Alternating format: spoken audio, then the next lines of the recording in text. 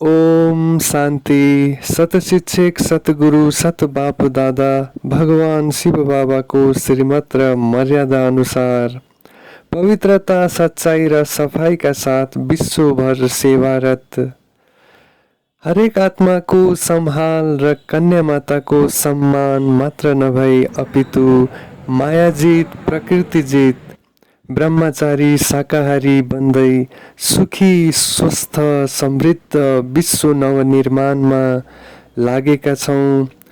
Meeting with God Rajyoga प्रभुसँग मिलन मनाउँदै आज विश्व योग दिवसको उपलक्ष्यमा हामी ब्रह्मकुमारी ब्रह्मकुमारको तर्फबाट समस्त विश्वभरका आत्माहरूलाई हार्दिक मङ्गलमय शुभकामना चढाउँछौँ। ओम शान्ति। धन्यवाद। नमस्ते।